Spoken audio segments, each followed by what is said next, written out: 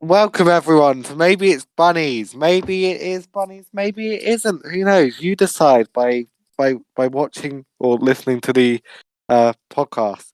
So today I'm joined by no guest today because I'm a good enough host as it is, and I'm going to talk to you about Doctor Who on my own. You said So like, hang on.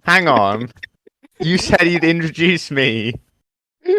I said not to talk until I do. I was going to keep that I gag going on for at least 5 more minutes, but then was you not. interrupted. I said, wait till I introduce you. I was going to eventually. I had a whole thing set up, and then you interrupted me. But, I'm well, sorry. I also said, right, this is the host Solly. He hasn't said his name yet, everyone knows me from the one other episode we did. and I'm Max. Yeah, well, You're a you'd bit let close me to your introduce you. microphone. You move back a bit. That better? Yeah, that's better. Okay, go on. Do your intro. Do your intro. I've just done it, When but you said fine. you wanted to do it, no, go on. I'd like to introduce a special guest, but I wouldn't like to. I'd have liked to kept it going for longer. Max, yay! One day Yay. I'm going to get a better guest. Uh, Yeah. It's episode 2. Right. I'm already. I have the audition process ready for your replacement. Is all I'm saying.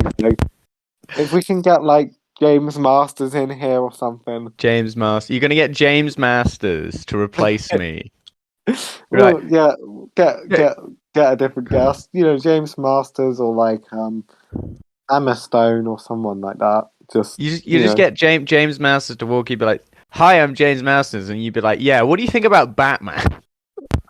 How long do you think that's gonna last?" roles. Ask him about bloody Batman. Yeah, Batman, yeah. be Anyway, like, what's your favorite era of Batman comics, James Masters? anyway, Right, our topic for today then, it's Doctor Who. It's Doctor the Who. so we're gonna split this podcast into two halves because if we split it into three halves, they won't be halves. And the first half of the two halves will be kind of like an overview, non-spoilery, not too specific, just like our general thoughts and feelings on this show. And then the second half will be kind of, or roughly half, will be like kind of spoilery feelings about the next few episodes, which are going to come out. A So note to anyone listening. More high budget podcasts. By high budget, I mean they have a budget. Um, will have like little jingles between their sections. We're not gonna do that. no, Max We're is not going to doing. make an exciting sound effect I'm when we not gonna make an switch. exciting sound effect. Maybe I should make the exciting sound effect. Anyway, part 1. I'm gonna have to keep Uh, an eye on the time. All why right. we don't have to do it to a specific time. We plan these If ahead. we spend Okay. 45 minutes on part 1 and then like have 10 minutes, but anyway, Okay, we can run over. It's fine. for We have anyone who no doesn't life. For anyone who doesn't know, Doctor Who is a British science fiction show that started in the 1960s. It revolves around a character called the Doctor, who is an alien from the They're planet not Gallif. called Doctor Who. I'm sick of Americans going, "Who's your favorite Doctor Who?" Because that's not his name or their name, I should say. Um, The name's the Doctor. The show's name is Doctor Who. The whole point is everyone goes Doctor, Doctor Who, not and the whole point is it's a really badly named show. yeah, It should not be called Doctor Who. It's really yeah. confusing. But the character isn't even called Doctor Who. Stop. Okay, Move away from the microphone a bit, I think.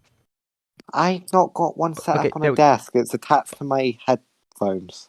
Anyway, you need to get a headset. Um.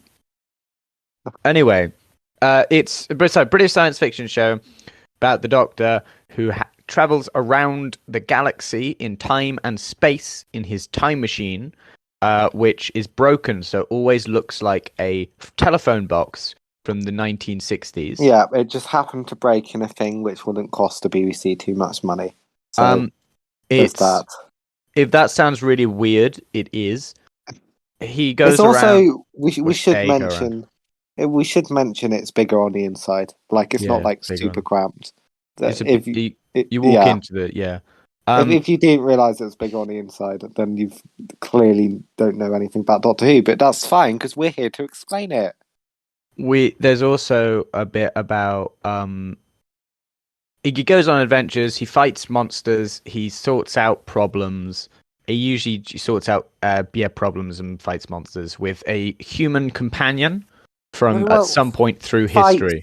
fights in quotation marks. Not really like sometimes it's like a proper fight, but like usually it's more problem solving y, I'd Doctor say. Who focuses on non-violent solutions to things most of the Yes, time. for the most part. Not Um, always, but the for the Doctor most is very part. definitely not a fighter. Yes. Um, except when they are. The show ran from the 1960s up until what was it? It got cancelled in like the 90s. I think it got cancelled in the 80s and then they brought it back for that TV movie with the Eighth Doctor in the 90s. Yeah, there was a big gap for about 20 years or so where they didn't make it. And then the Yeah, show got brought back in 2005 yes. by a man called Russell T Davies, Hmm. who wrote many other famous things. Most recently, he did "It's a Sin," that like TV documentary. Won a bunch of. I Yeah. haven't seen it. I don't know why I brought it up, but you'd know him from that. He's quite famous.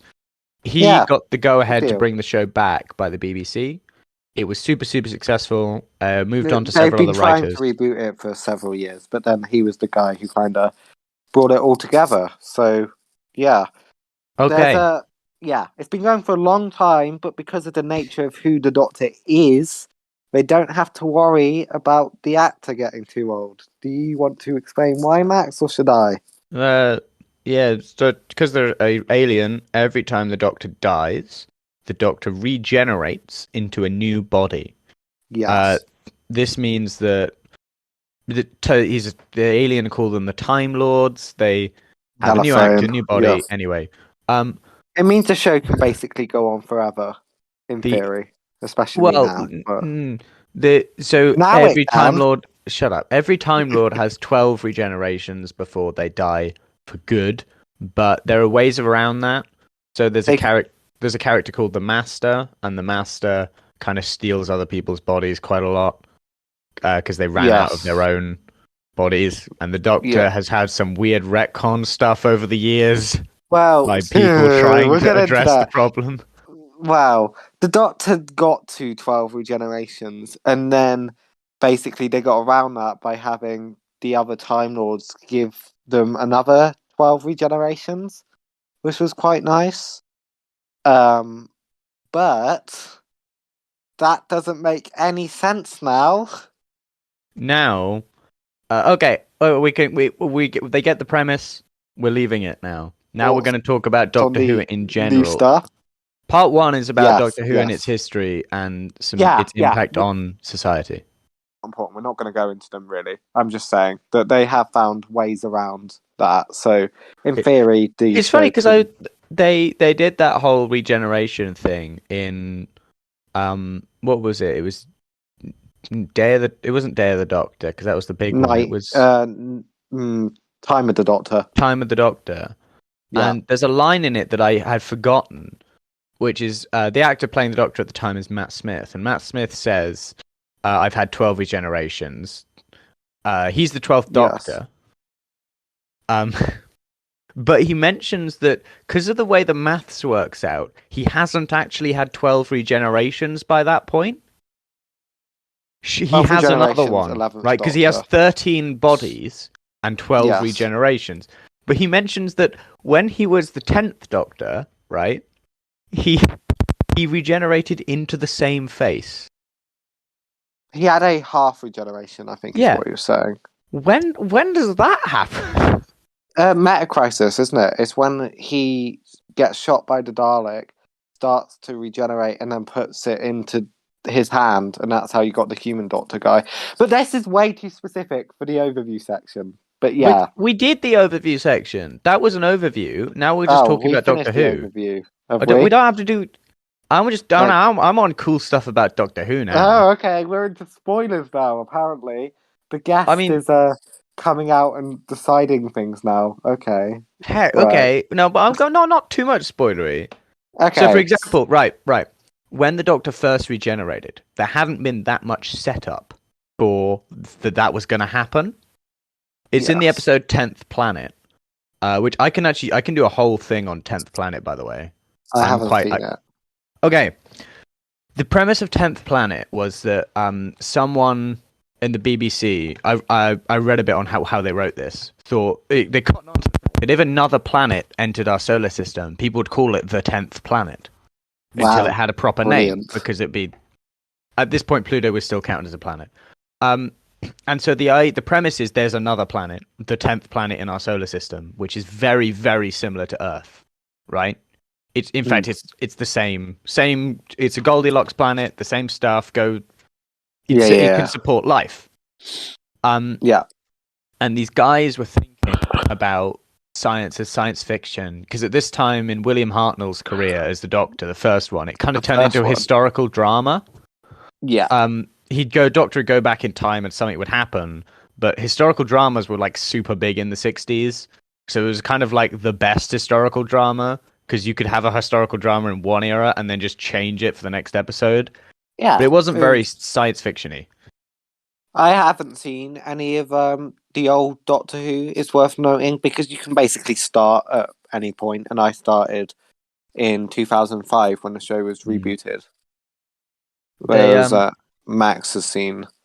I've seen some. I haven't seen. Yeah, I haven't seen the 10th Planet. You've seen about a handful of episodes. Kind of. Yeah.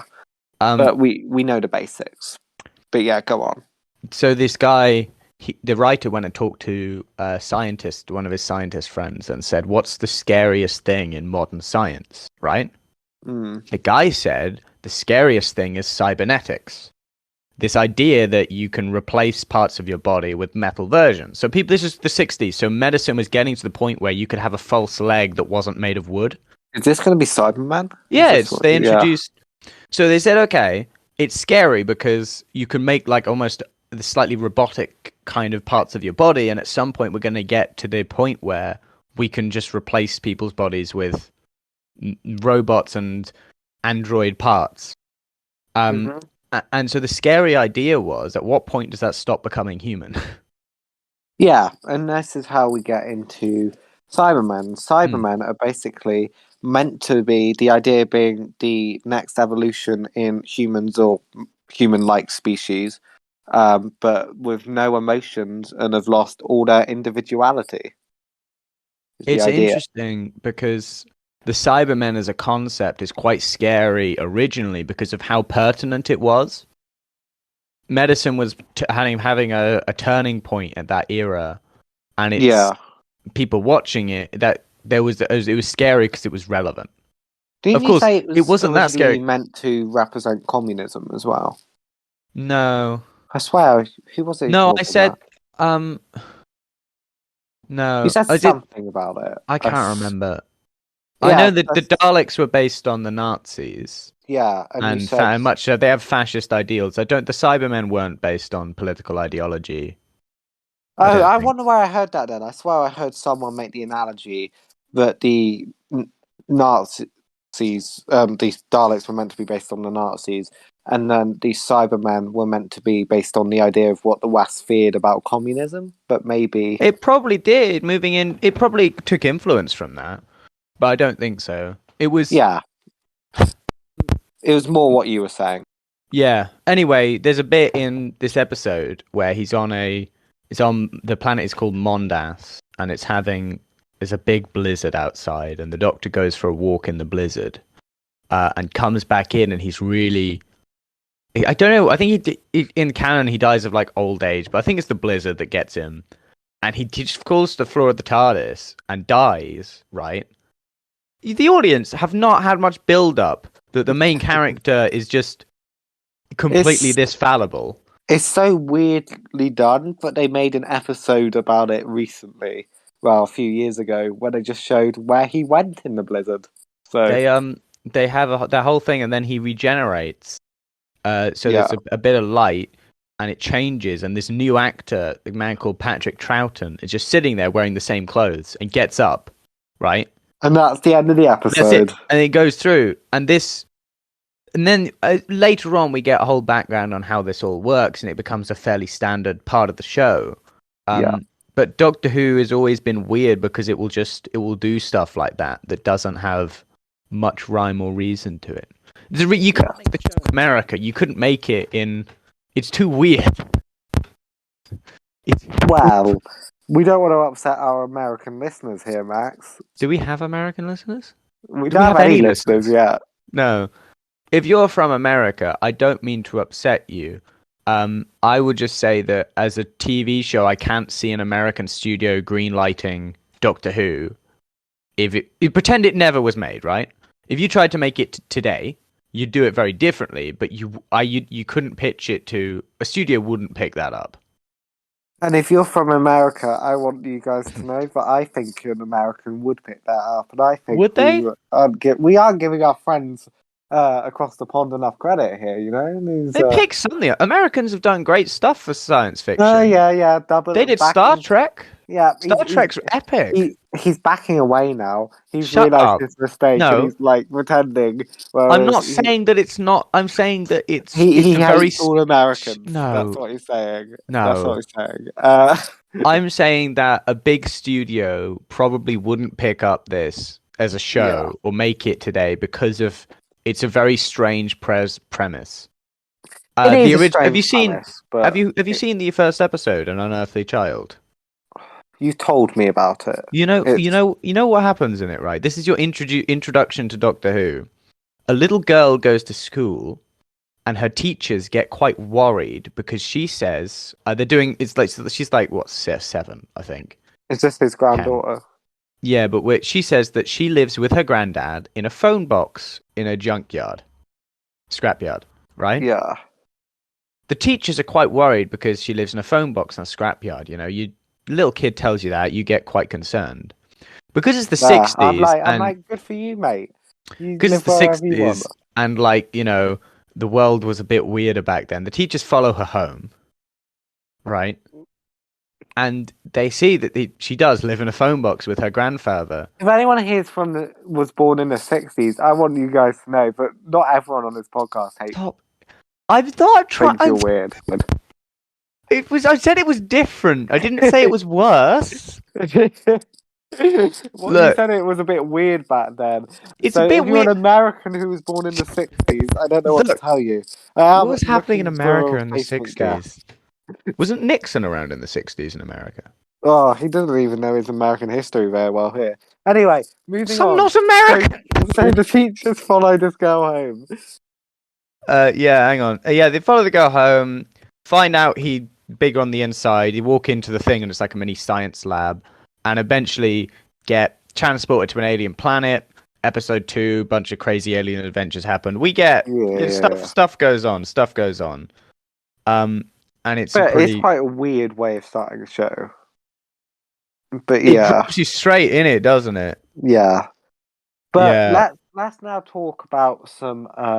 We're not quite on to what we think is going to happen next. Let's talk a bit about in the 60s. Did you know that? Did I know what?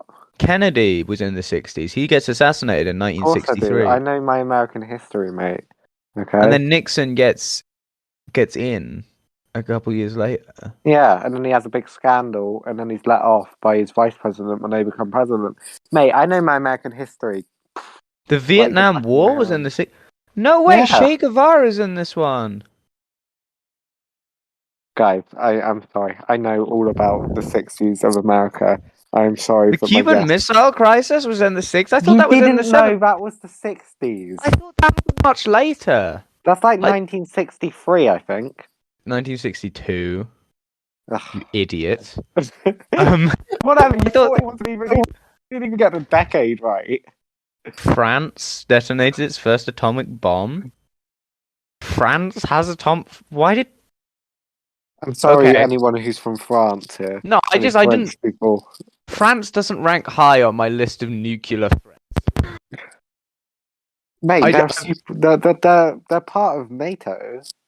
Yeah, but like, I never really consider France as like, you know, gonna take over the world with its nuclear weapons. Wow, underestimating France. Have you not heard? Uh, Have I not? You cut out a bit. I said underestimating France. Have you not heard of Napoleon? I did. Napoleon did do it. He got pretty far, didn't he? Actually, He took over the majority of Europe. Napoleon map Which one? images. He has like 4 Napoleonic wars. Where did he get to? French allies. Hang on. No. Uh. Okay, so the French Republic is France and a couple of the territories around the outside of France. Yeah, but they took over and allied themselves with a lot of Europe. Spain. I know The my French Ottoman history, Empire guys. was actually quite a lot bigger than Napoleon. No, yeah, because Napoleonic Empire and its dependent states were moving through the Mediterranean, but he didn't make it that far. The Ottoman Empire was He bigger. made it all the way to Russia. How big was Ottoman Empire? Which year? That's so vague, Max. Throughout, shut up. At the height of its powers, I presume, in expansion of the Ottoman Empire. Yeah, so the Ottomans, like, they made it all the way across the... Okay, so they're on the other side of the Mediterranean Sea. Yeah. Well, anyway, Napoleon made it into Russia. He never took Russia. No He one... allied himself with Russia at one point, I think, but he never took it. Anyway, this isn't the bloody Max insults all of our listeners podcast.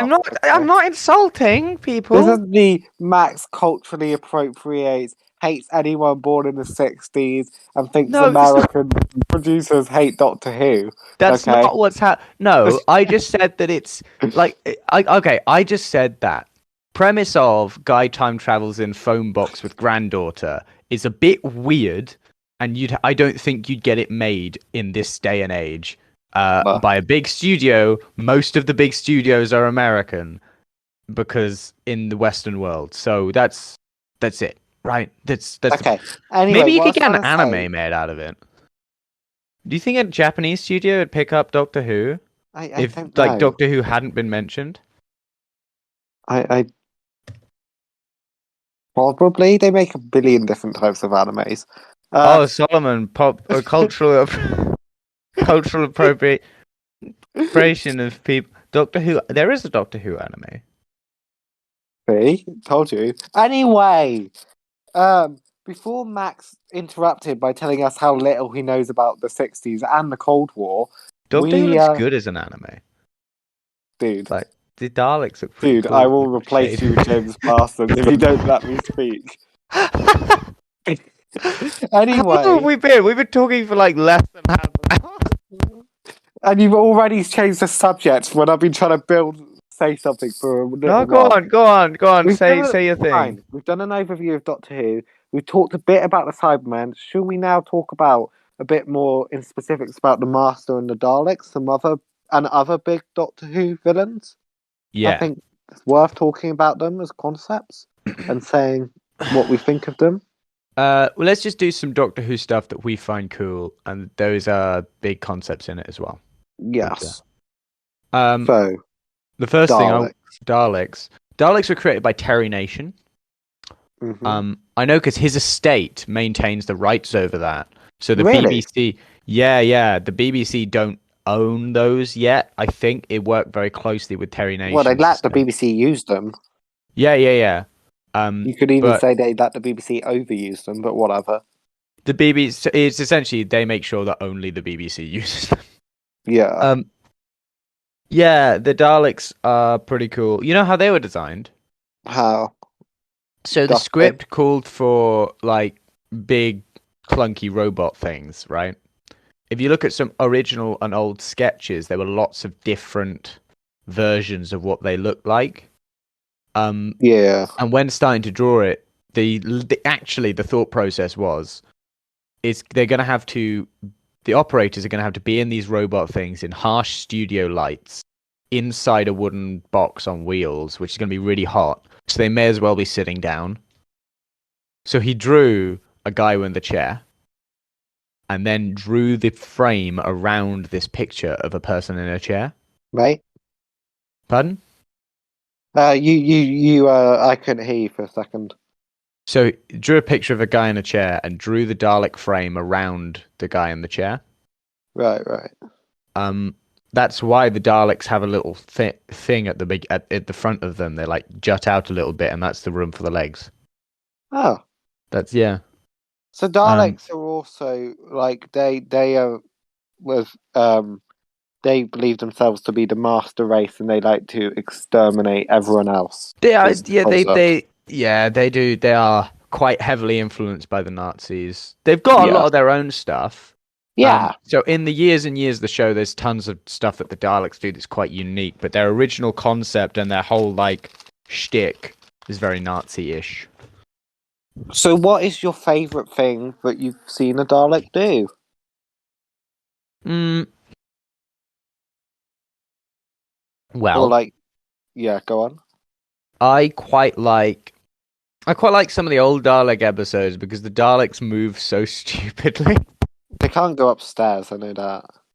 Um, there's an episode called Planet of the Daleks, I've and heard of it. they use a Dalek prop from one of the Doctor Who TV films as the Yeah. Dalek Supreme. But every time the Dalek Supreme speaks, they move his like head dome thing around, which makes it jump all over the place. So every time he talks, he's going like his head is rattling around, and his at the end of his eye stalk is a torch, Yeah. which is shining a light the whole time. So it's just the stupidest thing. Yeah, old Who Daleks weren't the best. They couldn't go They're so upstairs. funny. They moved weirdly. But They were quite cheap. there's a moment when they do though. Go up the Um, stairs. Sylvester McCoy in the episode Revelation? Is it Revelation? No, Revelation of the Daleks. not Revelation. It's Revelation of the Daleks is the wrong one. It's Resurrection of the Daleks. Resurrection. Yeah. Um, is it? Probably. Is that the one where they fly in Old Who? No, it's not Resurrection of the Daleks. Which one is it? I don't know. Which one are you talking about? Imperial Daleks episode. I have to know this now. What is it? So they did fly in First Old scene Who. in Resurrection. Well, they are in. Is it Remembrance of the Daleks? Remembrance of the Daleks. Do you Right. fly in that then? The first time we see a Dalek fly is in Remembrance. Yes. What Although they it never do. really had the cultural impact, so people still had the idea that Daleks could get stopped by stairs, despite it being shown in later Old Who episodes. It was going down at this point, Yeah, popularity. the viewership. But one of my favourite bits of Sylvester McCoy's acting is his face when the Dalek flies. It's when the Doctor first sees a Dalek able to fly up a small flight of stairs. It's like 4 steps. And he is just seriously watch it on YouTube. He's petrified. Anyway, do you talk? They never had the cultural impact of being able to fly because, as Max said, it wasn't as popular then. So, when in the reboot in quotation marks, soft reboot, relaunch in 2005, in an episode called Dalek, they made it out to be like so dramatic when the Dalek started flying up. Do you remember the scene I'm talking about, Max? Yeah. The Dalek goes, elevate, and they play like such dramatic music, and it makes me laugh every time. It is terrifying, though. It goes down with in the moment in Buffy when Spike gets out of his wheelchair, of the times where they just play overly dramatic music over such tiny things. I remember that, yeah. Yeah. But that's a great episode, Dalek. That's a top Dalek episode. Dalek is really good. Yeah, and it makes them so scary. As an intro. Yeah. Yeah, sorry, I interrupted you. Go on. Another Dalek episode I personally love, and this is quite a hot take, Max, so get ready to probably debate with me, who knows, is the episodes where they fuse together Dalek and human DNA and make the Dalek mutant on that guy's head. Do you know what I'm Yeah. talking about? Where The like they human make Dalek. human Daleks, yeah, in New York, Daleks in Yeah. Manhattan. Daleks. I Yeah. love that story because the Daleks are like, we always lose, but the humans always survive. We need to evolve. And then when they do evolve, it scares them, but they're so different. They've So had they turn on yeah. them. Yeah. They've I know had they've experimented before, but sorry, go on. Is a third Doctor episode where they experiment with what they call the human factor. The human Yeah. factor is what keeps defeating them. And they isolate it, they inject some Daleks with it, and they kind of just act like children. Oh. So there's a picture of like the companion, I think, riding on the front of a Dalek as it whizzes around. And Only it's stupid. It's really weird. I haven't seen the episode, but you don't know um, what I'm talking about, I right? know the one Daleks you're in talking about. Manhattan. Yeah, the I one know with this Andrew is Garfield. yeah. He plays Solomon as well. No, the other guy plays Solomon. It's not. I swear, it's not because a guy with the same Plays name is Laszlo. in the episode. Laszlo. Laszlo. But come on, is it just? What do you think of that story, then, Max? The whole idea about them evolving is really good. I do really like that as a concept. I think that's really cool. The conclusion's a little bit weird, where they all get like It's interesting, yeah. And the whole stuff about it being in New York. I guess it's again we're highlighting my lack of American history. Oh God, here we go. I don't quite understand what was happening. What do Because you mean? there was lots of people like living in a really horrible little town, and were going through quite a lot of trouble, and they were building the Empire State Building, and there was like A horrible Broadway. little town. Are you calling New York a horrible little No, town? no, no! Like in the middle of was it in Central Park? There was like a Central town. Park. There we go. The guy doesn't even know what Central Park is. The whole point is it's where all the homeless people live because it was just Yeah. after It was just after the Great Depression. That's the point. So I guess my only criticism of the episode is the Dalek stuff is super, super interesting, but there's this whole history that's going on that's also really interesting. And as concepts, they kind of don't marry together as well as other Doctor Who episodes do. Well, the reason they did it though was so that Solomon, my boy Solomon, who leads Hooverville, could be like try appeal to the Daleks. And it could but then the human one has some empathy and it shows you how different it is. That's why they did it, and I like that. I don't know. I felt it could have been on a space station, and then there could have been less all distraction right, from it. But Max sees bloody New yeah, York. I know. I like the Hooverville stuff. I like the Hooverville stuff. I just think it clashes. It doesn't marry as well together. Max always I've heard him. He's complained when the girl has the line about I've forgotten her name, but when she goes, if aliens were going to come to Earth, of course they'd come here to New York. And Max hates that line. I don't hate that line. You complained about that line. I don't know. I'm trying to remember. I haven't seen the episode in ages. I think I just don't like her character. She's like the showgirl, isn't she? Yeah. And like the red dress. I don't. Yeah, I think I just found her irritating. Yeah. Max. I liked Andrew Garfield. Yeah. I mean, because he's Andrew Garfield. He's really cool. I would have liked it more if he started, like web shooting the Daleks, but, it is what it is. I don't think he was Spider-Man at that point. Mate, radioactive spiders, he was always Spider-Man. So anyway. No, I swear, I think he did Doctor Who before Spider-Man, didn't he? Did he not? It would have been 2007, so yeah, it was before he was Spider-Man. Yeah, so he couldn't have web shot anything, because everyone would have been like, what the hell is happening? I would have understood, because when I watched it, it was no longer 2007, so they should obviously make the shows just to appease me. Anyway, should we He was in Romeo and Juliet? He played Romeo in a version of Romeo and Juliet. Max gets way too distracted. Now let's talk about the Master, because I know how much Max is eager to talk about the Master. He's been begging me to talk about the Master. So what do you think of the Master, Max? He was in a film called Hacksaw Ridge. Oh, for God's sake.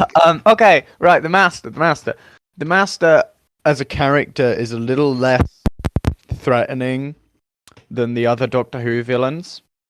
Really? the master. Oh, The whole idea about the master is the Doctor's childhood friend. yeah, Um, which means that they have essentially all the abilities of the Doctor, which is the brain, really. yeah, Um, and but able to use it for evil. The Master kind yes. of usually is trying to get power. I'd say more It's chaos than evil for we do in okay. general. Old Who, the Master Yeah, is trying to gain power, influence over something. But the yeah, Master, like the Doctor, regenerates, which means that their motive and character changes. So it yeah, starts off as this wonderful old beardy man, and he looks really cool and classic. And then he steals the body of some other old beardy man, and that's the most classic master. And he's awesome. He's really cool. He has like a, just a disintegrator gun. He does the whole. He's got everything. He's cool. He likes power, and he does political. He has to negotiate with other people. The master yeah, doesn't have the master doesn't have much power on his own. yeah. His he's much He- more of a He's a his brutal manipulative. workforce is other people. Yeah, he's not a fighter. No. Um, Similarly to the Doctor, he's yeah. not a fighter. That's why it's a Uh, bit weird for me when I watch The End of Time and he has those electric powers. I don't. yeah. They have that like he at one point he's a weird skeleton thing. I haven't seen the episode, so I don't know why he does that. Well, you Uh, haven't seen The End of Time. no, the weird skeleton thing. He turns into a Oh, weird yes. skeleton in like a hood in Old Who, and I've never seen it, so I don't know why I don't know what happens. He's in the TV film. He's Favourite, in personally. Doctor Who, not TV film. He's in Doctor Who. He's in the film with Paul McGann. Is he? Yeah, he's the Yeah. villain. I don't know what he does. I Oh. haven't seen the film. The film's Um, not going to be very good. he then in New Who gets a very chaotic regeneration into the Henry what's he called, Harold Saxon Master, which is a very sort of wishing for chaos, and then Yes. becomes the best Master, which is the Missy, Missy is the best. who is just she's just the. She's so good. I don't know. I think her motive is kind of just to muck things up for the Doctor. Her motive is to be friends with the Doctor in a weird way in all of her stories. She wants the Doctor to be more like her so that she can have her friend back. But ultimately, she just kind of. It doesn't really matter. She could do. She's just really. We all love Missy. It's great. She's got the perfect blend of like sarcasm and power and genuine threat. Like, Do you remember when she got to go on a mission as the Doctor and the Doctor's just watching, eating crisps? which episode is that? It's the one where her and Harold Saxon Master team up. Oh man, I need to rewatch all of Missy's stuff. Essentially, Yeah. she's really good. And she's the best Master because of I don't know what that actor is, but she's so good at it. No, I'm confused at how she survives because she was not meant to have any more regenerations after that, according to that episode. Yeah. Well, then you get like the last Master who gets brought back for some reason, and he's been around quite a bit, but I don't actually know what his deal is. All I know is it has possibly the worst. Well, it has possibly the Doctor's worst decision, and the decision I hate that the Doctor made in Doctor Who happened because of the Master. So I'm not talking about the Timeless Child either. I'm talking about. Do you remember the bit, Max? Do you remember Skyfall? Yeah. Remember when they're going through time, and then at one point the Master, is like leading a group of Nazis, but has a perception filter so that they don't know that I've he's not. seen this. People online have talked about this. Yeah. Yeah, that he's So not white, and then the Doctor gets rid of the perception filter, goes now they'll see the real you, and leaves him with a bunch of racist Nazis. Anyway, I that's hate the Master. that. We all the Master's an interesting villain. I think I think they're a bit overused. I think They're the not as Daleks cool as some of the other ones. Apart from Missy. Missy is underused. They should bring Missy back. Missy was in every season of Peter Capaldi, but she's still She's underused. so good, though. Yeah, we don't care. Bring her back. I wouldn't. I don't care if it's like. I don't care if it doesn't make any sense. Just bring back Missy. I think we'll have to buy the audiobooks of Missy. Oh, here's something else to mention: is the Yeah. audiobook library of Doctor Who. Audiobooks, comics, novels. Audiobooks in particular. Who is it? Is it Target who make them? Target is Big Finish. Big Finish, but I swear they had. No, the Target do the books. Yeah. Big Finish make audiobooks. Big Finish have made, I feel like, hundreds of audiobooks now. With original cast members coming back. As in the original Doctors. So Paul McGann, we've given a lot of... Okay. Paul McGann, we give him a lot of flack because he only did a film. But he has done so many audiobooks. No, shut up. Paul McGann does a lot of audiobooks, and his audiobooks are apparently really, really good. Yeah. So I need to listen to a load of his stuff. He does a load of Time War things. Anyway. Yeah, Time War, that's an interesting concept which we haven't talked about either. Before we do the Time War, can you name all the actors who play the Doctor, Solomon? No. Name as many as you... Because I can do all... 15? Okay, give me a second. 15 names.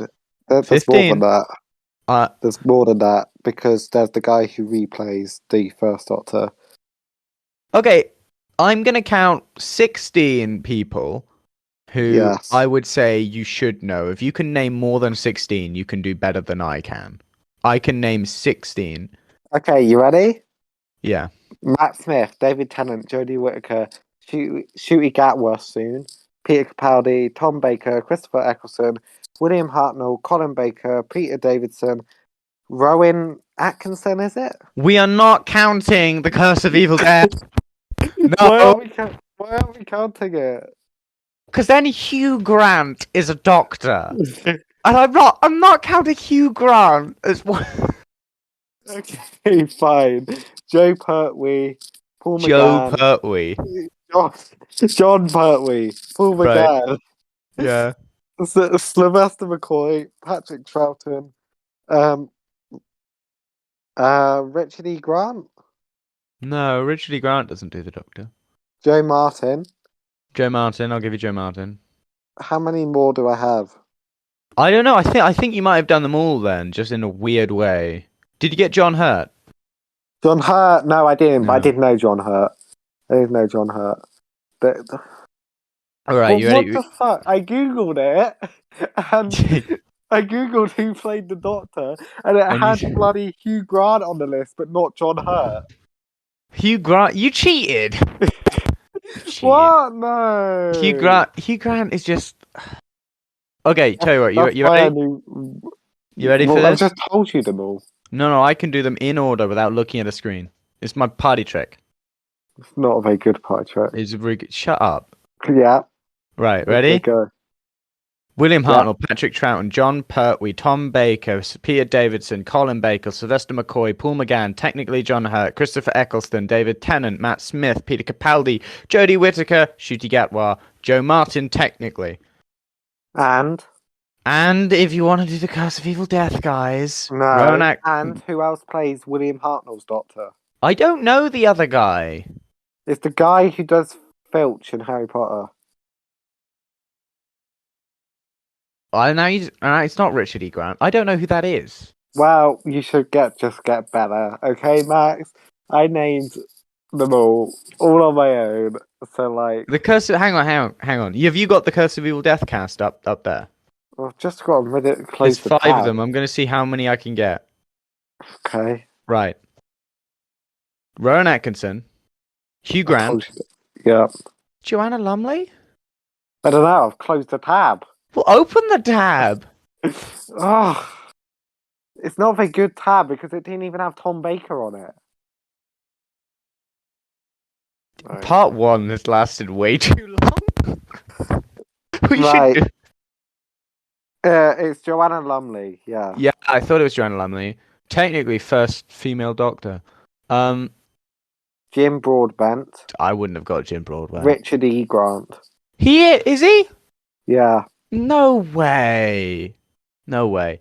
Bonus points if without looking at it you can tell me who wrote Curse of Evil Death. I've never even seen Curse of Evil Death. Oh, you should. It's great, but it was written by Stephen someone who you Moffat. will know. It was Stephen Moffat.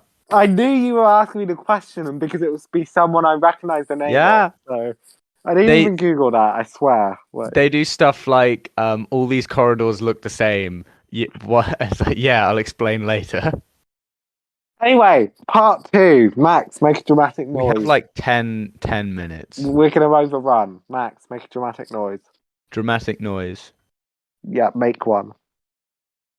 Hang on. Wow. Part 2. Okay. Part 2. This will be heavily spoilers, even though we've kind of already done that. So, If you yeah. are not, well, if you don't want the spoilers for the last season of Jodie Whittaker and most of New Who, then don't listen to this. We probably don't spoil any of Old Who, really. We will discuss anything confirmed. We won't go into leaks, but spoiler warning in case any of our theories or theories that we've heard other people say and are repeating end up being true because we're so good at predictions.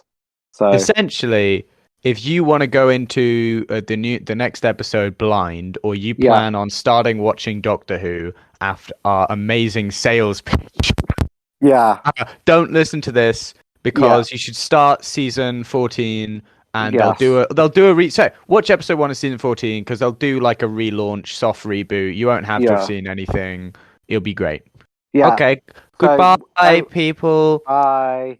We're Anyway, also talking about anything in the trailer, and we'll talk about the certain returning character. Anyway, to all of you who have stayed, who is anyone who doesn't mind spoilers or anyone who's too lazy to turn it off. Or people who could care about what we think. Who knows? I don't think. Anyway. No. Yeah. So, should we talk about it in order of what's coming out first, or do you want to jump into? Do you want to do next series, 60th anniversary, or Power of the Doctor first? Let's start with Power of the Doctor. And then we'll move on. Let's get our spicy opinions out there. Right. This is Jodie Whittaker's last episode, isn't it? Yeah. That was first appearance. Which means she was going to have 3 specials, and they moved it to 2 specials. This is her first special. What? This is her third special. Third? Yeah. What was the other 2? There was the Sea Devils one. And the New Year one. The New Year one doesn't count. Well, they counted it. So. It was rubbish. They're all rubbish. It had Ashleen B in it. Look, I don't know what to tell you. BBC counts it. So, Max, I'm going to tell you everything we know about this Doctor Who episode. You ready? Go for it.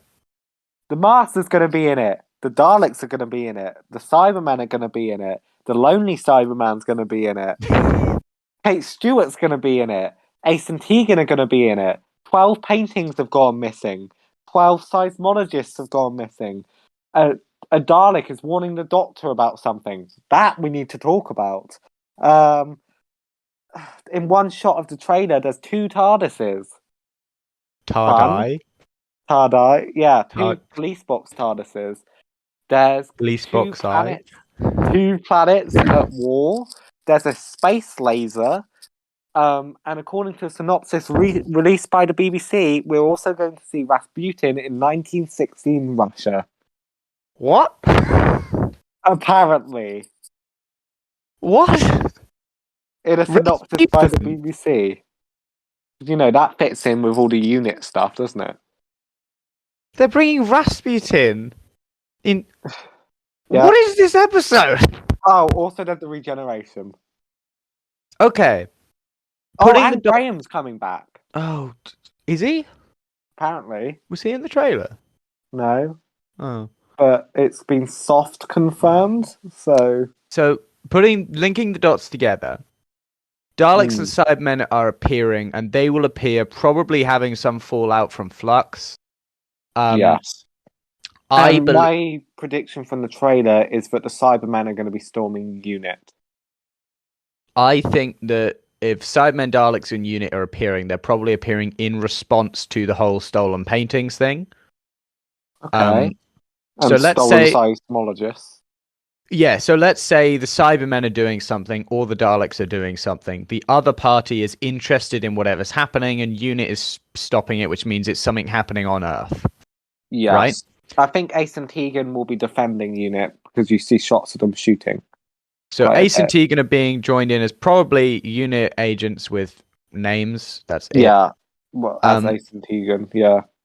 then With Kate Stewart and leading that force. Space Laser's probably the final fallout from whatever the evil plan they're trying to stop is. All Space making Laser's just sense the so Death Star. far. The Master's in it. The Master, I think it's his plan. So I think he's Okay. stolen. I think he's the reason people are disappearing and the paintings have gone. In which case, the Daleks and the Cybermen are probably also affected by whatever the final outcome of the Master's plan is. So either the Dalek telling the Doctor that Daleks are coming is either a Dalek that thinks the best chance for the Dalek race is the Doctor's help because whatever the Master's doing is affecting them, or it's a Dalek defector, or it's that Dalek who turned good from the Peter Capaldi era. Rusty. Yeah, Rusty's or it's dead, Rusty. isn't he? He came back in Twice Upon a Time. Yeah, but I swear he died in Twice Upon a Time. Who knows? I'm hoping it's Rusty, or I'm hoping it's a Dalek plan, because if they're going to do a Dalek defector story, The I Daleks mean, wouldn't defect to the Doctor. yeah. And Dalek defector stories can work, but they need a lot of time, and given how much other stuff's in this episode, I mean, The Daleks have a funny relationship with the Master. So yeah, if you were going to pick an enemy which the Daleks would likely defect because of, the Master's a good choice. yeah. They do But they're actually. going to the Doctor. I mentioned Planet of the Daleks earlier. Yeah. Planet of the Daleks is like the second part of a loose two-parter. The first one is called Frontier in Space. And that is when the Master works with the Daleks, and that's where a lot of their tension comes. The Master was put Okay. on trial. This is canon. The Master was put on Okay. trial by the Daleks. Yeah. Daleks have trials. Though they don't, but they made a special one for this, and he was ruled to be a criminal and against the Daleks, right? And so he is an enemy. Yeah. I say he because it was that Master back then. Meaning that the Master is an enemy of the Daleks, but and also an enemy of the Doctor. So the only time the Daleks would work with the Master would be to take down the Doctor. Yes. And the Master possesses something which the Daleks only ever give to the Doctor and the Master, which is respect. Yeah. The Daleks respect no one other than themselves and the Master and the Doctor. That's why they give him a trial. They don't just declare him a criminal. We know they don't respect the Cybermen from Yeah. Doomsday. So if the Master's in it and the Daleks are I'm there, correct, the Daleks are addressing the Master as a potential threat. yes. Yeah. The Dalek been on screen with the Master in one other occasion in New Who. Which So occasion was that? that was in the opening of season 9. Oh, Magician's Apprentice. Yeah, in the one where Davros comes back with the weird snake guy. Yeah, that's weird. Yeah, in that case, and that's when the Master is. I can't remember why the Master's with them. It's because they wanted to put Missy in the series, and we don't mind. She's so cool. I don't know what she's doing, but she's not on the Dalek's side. She's on the Doctor's side. Well, But also not on the Doctor's side. She also tries to get Clara abandoned inside the Dalek. It's quite funny. She tries to get the Doctor to kill Clara. Yeah. Anyway, That's so cool. So what we've also, interestingly, the lonely Cyberman is dead, but he's also in this. Is he dead? When does he die? He dies in the Timeless Child storyline. But Oh yeah. the lonely Cyberman does know the Doctor when he first meets her, I believe. So maybe this is him in the past. The Lonely Cyberman looks really cool, but in reality is kind of done pretty badly. He's good in his first episode. He's called the Lone Cyberman, just to say, not the Lonely Cyberman. Well, he is lonely, so He's got a Cyberman around him in that episode. yeah, which Are is they weird. not new Cybermen, they're old look Cybermen. Yeah, which is Um nice. Anyway, so in fact, no, that's a good point. Are the Cybermen next to him? Are they the new design or old design? old Daddy ones in the Times Child storyline is a classic. Okay.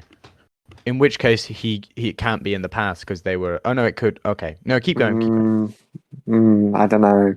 It's confusing. The Right. lone Cyberman, now that I think about it, is kind of similar to the concept of the Cyberwoman. Anyway, so what me and Max We don't talk about that. it's a good episode, but whatever. We'll have to do a whole other podcast episode on Torchwood, and we will cover the Cyberwoman episode and why it and our problems with the Cyberwoman episode and things we like about it. It's a really good. Anyway.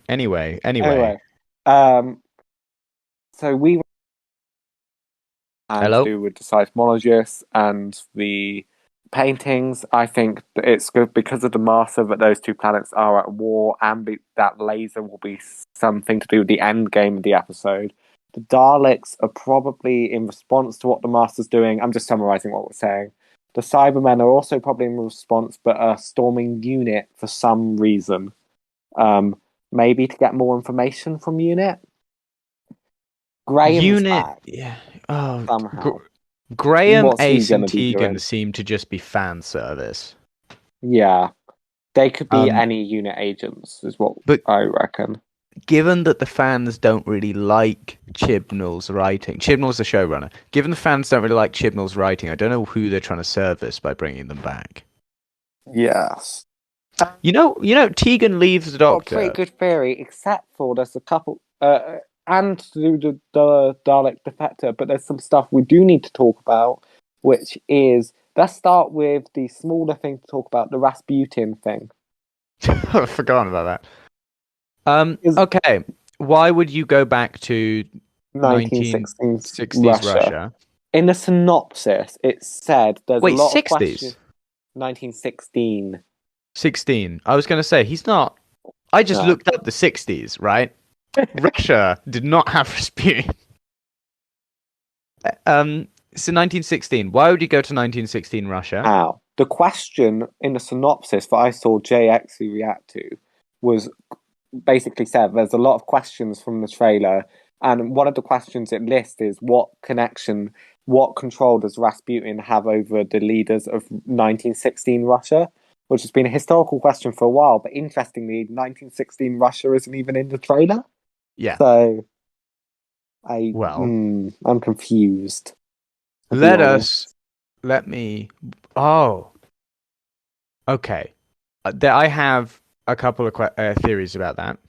Mm-hmm. Either Rasputin is using some kind of, I figured it out. I'm calling Master it now. is Rasputin. You said it before me. You absolute. I hate what? you. That's that. That's what I was thinking, because in shots of the trailer, he's got long he's hair. got a beard, yeah. And he looks like how Rasputin is supposedly meant to look. And I just figured it out, and I was so proud of myself. And then you just said it, and I'm annoyed. Because now it's going to look like I copied you, and I didn't. I think. No, I didn't. I was trying to. But you said I figured it out, and I was like, I'm going to say the stupidest thing. No, I think we're right. I think wow, it's going to be Rasputin. And I don't. Could be interesting. I don't mind that, to be honest. I think that sounds kind of cool. I saw Rasputin in the Kingsman film. Yeah. Have you seen the Kingsman film? No, but I know a lot about Rasputin from history. So the way he's presented that they did quite well cinematically was, he appears to be quite a large, quite a reserved man, but he is very good. He's clever and he can defend himself. Wait, Rasputin was famous for supposedly being shot, stabbed, poisoned, and not dying, and then being because he drowns. Yeah, but if he's the master, that could be why he doesn't die. Because he's Because, regenerating? yeah, Wait, no, possibly. no, he's not, because the Master's body currently is stolen. Yeah, but he could, we think, presumably, they don't really explain No, it. they do. He's in the episode, they said he stole this body. Yeah. Um, Oh, he's yeah. that's how he gets it through, because it's Yeah, but Chibnall continuity. right. Okay. But I'm just saying it's a possibility.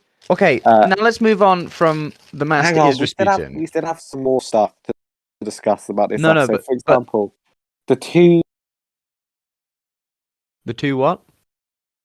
there's a shot in the trailer where there's two TARDISes. Mm-hmm. So we're saying Ruth Doctor's coming back? Is that Hmm. No, oh god, no. who do you think If it they were is? bringing a doctor back, Hmm. they would. That makes the episode too crowded. Yeah, but can I give you a counterpoint? Yeah, Flux. that was a crowded show. So do you think the second TARDIS could be a mistake, or do you think it's like the Master's TARDIS? Because there's a shot of the TARDIS saying "ha ha ha" on the front. Oh yeah. So maybe it's the Master's. Let's presume it's the Masters. And then also Vindo's coming back, and there's a theory going around online, and I think Chibnall's going to do it, and I don't want him to. What You want is to this hear here? it? Yeah, You know how in Flux, I know it's hard to remember Flux, but I try Vindo and and his forget Flux. Vindo and his girlfriend are trying to find each other. And then they do. Yeah, and his girlfriend's pregnant. Yeah. The theory is that what if that the reason that's focused on so much is because they're the Doctor's parents. Because Tetaeum just What? found the Doctor abandoned somewhere. She's no longer born on Gallifrey. So what if Vindo and his girlfriend and that baby is the Doctor? No. Wait. No. Hang on. Vinda is not an immortal god being that can regenerate himself, and neither is Vinda's girlfriend, who I've forgotten the name of.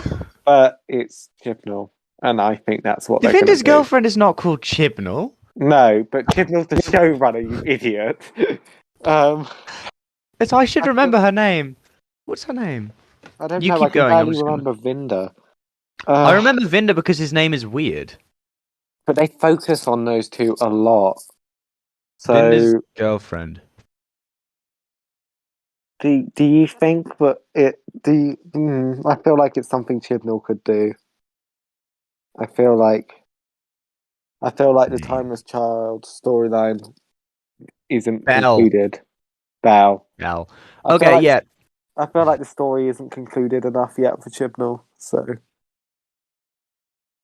Okay. That's a way you could wrap it up. I can see that. Vinda, when we see him, he's not in the trailer. He's doing something, isn't he? He's not. But we don't see Belle, and we don't No. see Child. But Bell's gonna return if Vinda's gonna return. Yeah. Maybe Vinda's using the same motivation as last time and has. What? He's lost her again.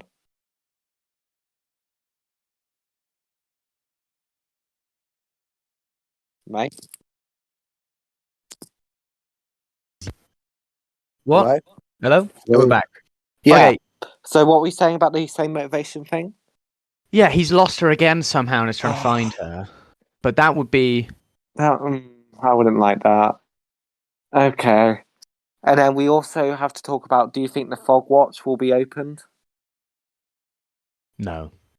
I hope not. And No, because if the fob watch, if they open that, sorry, if anyone listening, in the end of the Timeless Child storyline, the Doctor has a fob watch with all of her memories of someone that she used to be back when she was like a weird super secret agent for an organization that did spy stuff of non-specific origin, in front of a green screen. She's an immortal. I don't. Yeah, we've been saying a lot of weird stuff this podcast, but that makes about as much sense to us as it does to you. She drops it into the heart of the TARDIS, presumably, and then she's not going to open it, but she might, and we think she shouldn't, because if she opens it, all of her memories come back, and we don't like an it. entire episode to that.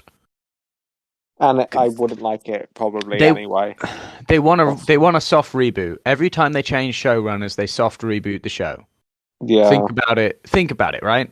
When it it went is. into It Stephen is. Moffat, Yeah. we had Amy Pond's thing where Matt Smith crashes in her garden, and it's you don't need to have ever seen Doctor Who to understand what's going on. No, and I love that first episode because it's a really nice, like, way of It showing the new is. tone of the show. It's a great episode It's got for a the most crack in part. space time, which I don't like, but other than that, it's pretty cool.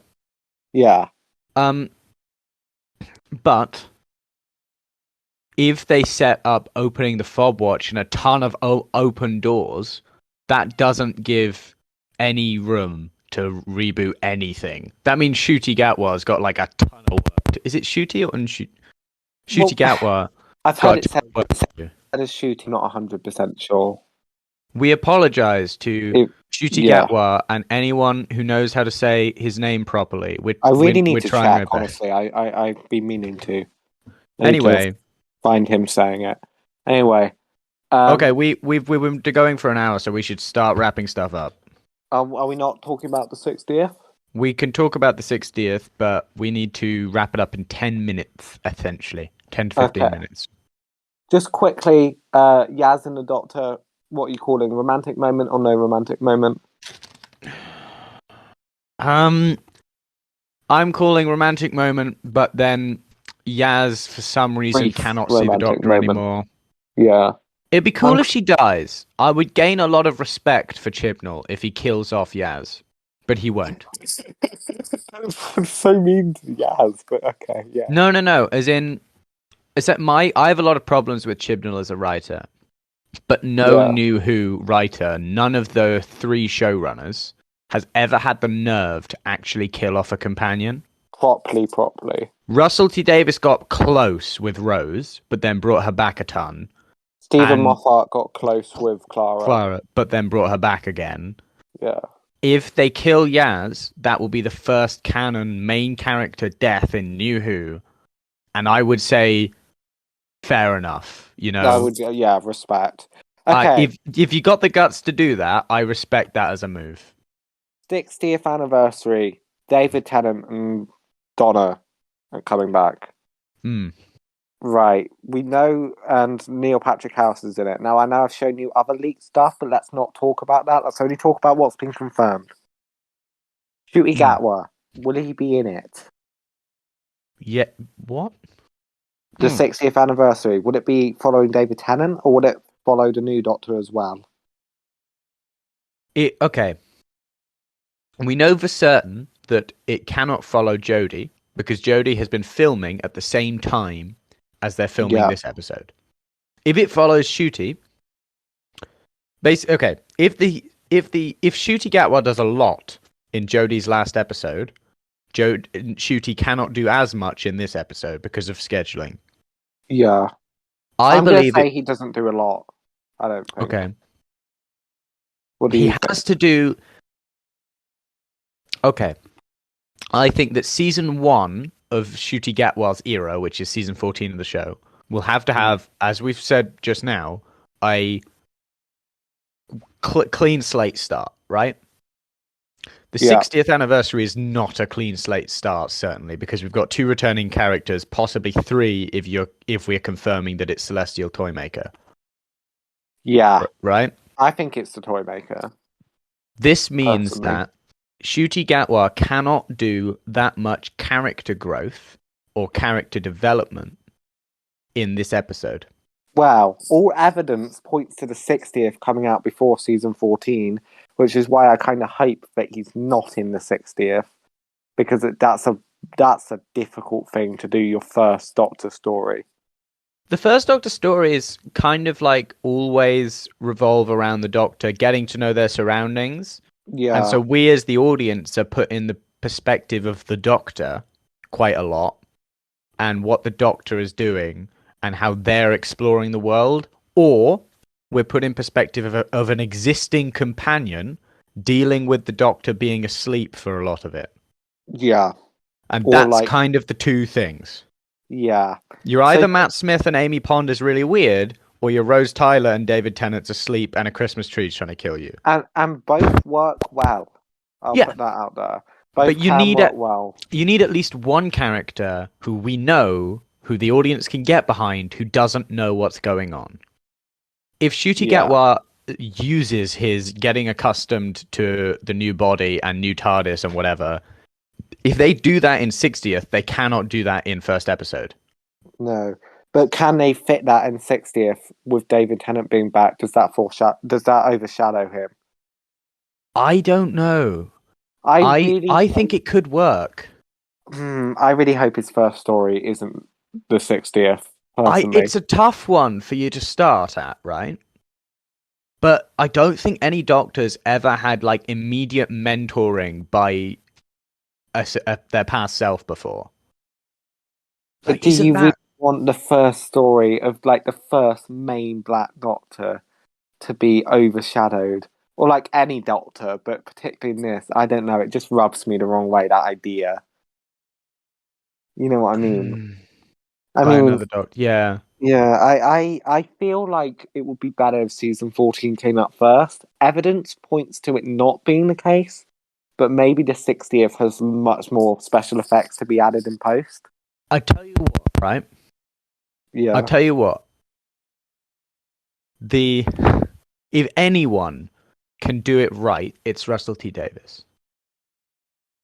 I think it's possible to pull it off, to have a first episode as with existing characters. You just need to do it well. Yeah. I have the confidence that he could do that. I don't know, because he hasn't written Doctor Who in a while, and I'm hoping he still has the talent that he had before. That's where I'm at. The alternative is Shugat was not even in it, and it's all about David Tennant. That's what I think they're going to do, to be honest with you. That'd what be I'm quite. expecting. I don't think I've ever seen. I don't know if there's ever been. No, there's been one that I know of. That a doctor who's already for years not played the Doctor just comes back for one episode, and that's Paul McGann in Night of the Doctor. Yeah. Which, if anyone out there hasn't seen Night of the Doctor, it's 10 minutes and on YouTube, and genuinely pretty and cool. on BBC iPlayer as well. Yeah, because it's an episode. Yeah, mini episode they call it. He's really good. He's really good. It made me wish that they made a Paul McGann series. But for the 50th anniversary, they called everything of the Doctor, and now they're doing that for Jodie's regeneration episode. Like, that time's passed. Why are you doing it for the 59th anniversary? That's so weird. In it's a fairness, centenary special, but still. It's a long tradition putting of the something. Like, you know. Yeah, I don't know. As a Doctor Who writer, right? You can write the best episode. All the best stuff. But if you can't come up with 3 separate words to put in front of the Daleks, you're in trouble. You're not going to get very far. Yeah, okay. I think yeah. Right, so it's definitely interesting then. Now we need to move on to season 14 and plans for the global scope of the future. Which essentially all we have to go on is Ncuti Gatwa and Russell T Davies. So this is going to be an interesting one, because this isn't going to be our predictions, because we have nothing to go off. We got some stuff to go off. We can make some slight predictions, but it's going to be more our hopes. Okay. My feeling is Russell is going to be great because he's really good. But he's just come out of It's a Sin, right? Yeah. And that was really successful, and he's hired Ncuti Gatwa, who is famous for a very for successful actor from Sex Education. Who's more successful than Doctor Who actors usually are. Although I don't know. Is he? David Tennant was quite. Okay, no, he's kind of all right. He's at the right level. He's not like global famous, but he is famous enough. I think they're going to try and push the boundaries a little bit, which is nice. Yeah. By push the boundaries, I mean go against what the show is kind of got known for, because that's what he did when he brought it back the first time, and what he's really good at doing is taking. What I don't want though is a Doctor Who thing that feels exactly like his first era. I think the show should change as it goes on, and I feel like this should be a new thing. Still, I don't want him to be all hung up about the Time War, because that's been wrapped up. I would like new era for the Doctor. Problems. New Yeah, era, new problems, guys. yeah. I don't mind Brutal Doctor. I quite like Brutal Doctor. Russell T Davies is good at writing the Doctor as quite a heartless character.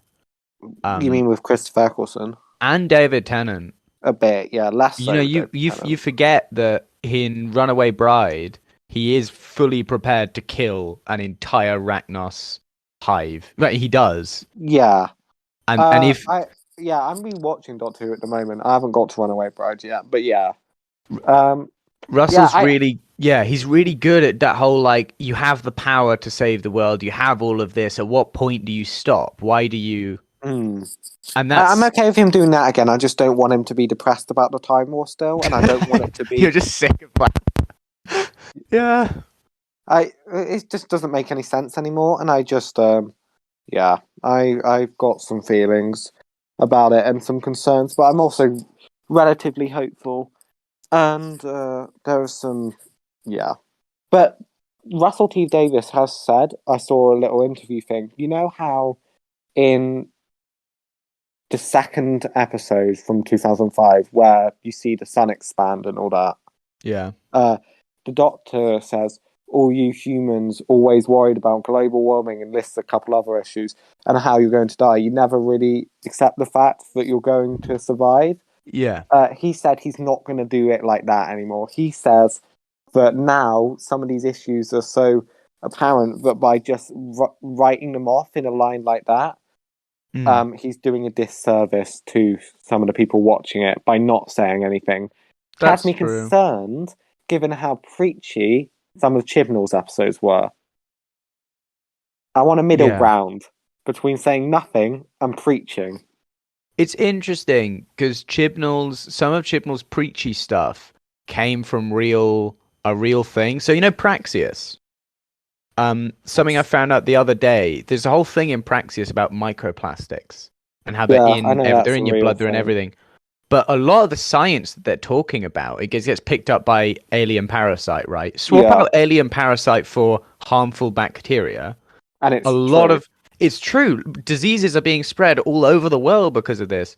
So in a way, I kind of hope they take a little bit from the preachy stuff by making it quite realistic. Yeah, but I could do without the Doctor looking into the camera and having a 10-minute rant about how it's up to us to save the world. Thank Yeah, you. fair enough. I could do. I'm not saying put no messages in, put no realism in. I'm saying do it in a way which doesn't feel like you're talking at the audience. It's not I like don't the know. end of a cartoon from the 80s where they're like, It's not yo, like here's the it's moral. not like Batman says, is what I'm saying. Because that's literally what Doctor Who was. Doctor Who says. The Doctor Um, says, and then Robin comes in. I guess. Other hopes. Don't lean on this is something RTD, Stephen Moffat, and Chris Chibnall have all done. They've lent too much on pre-existing villains. yeah. I'd actually say that's one of the best things Chibnall did is he hasn't done that quite as much as the other two. He's done a lot of fan service. But his first series had no existing Yeah. villains. I But don't. then none of his new villains were any good. But that's Yeah, quite honestly, I don't need to see the Daleks again.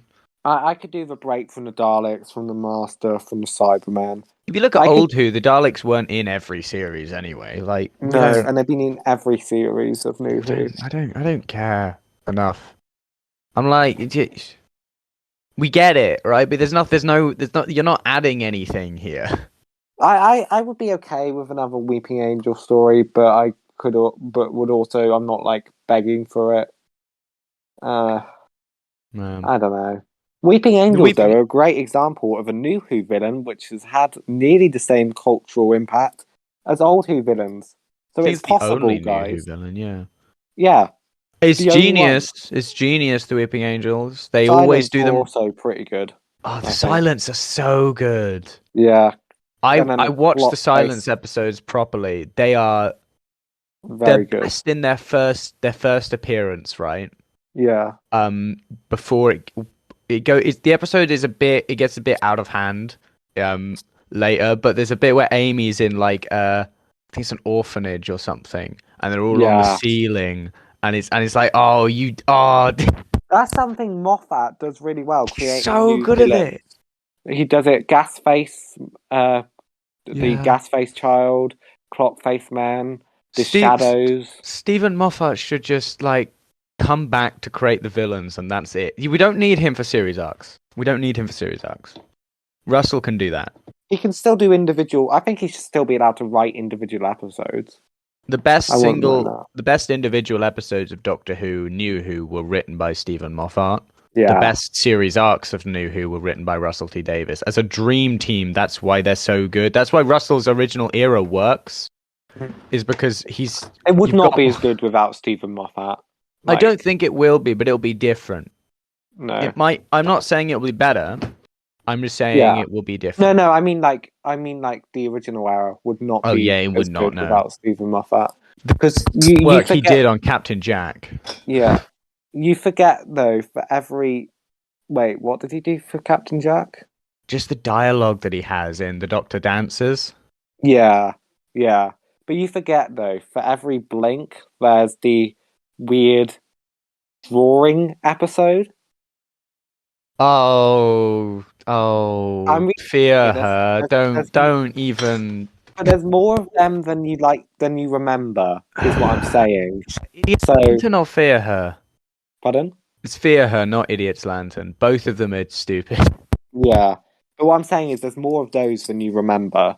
So Okay, we should wrap this up. We're careful. going on. We're rambling.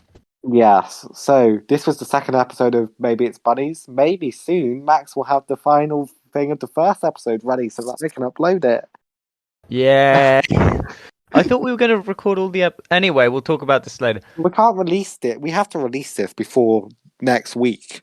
This one. We have done some work, working together, creating these episodes.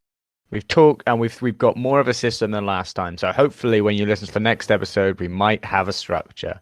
And hey, this one will probably be up on the same day as the Batman one because this one needs to be up soon. If you enjoyed us talking to you about the 60s and what Andrew Garfield movies he's been in, then make sure... And why Max hates everyone but British No, people. stop it! Don't hate everyone who isn't British. Max will be back next week to talk about why he doesn't like the Germans either. Okay, No, bye.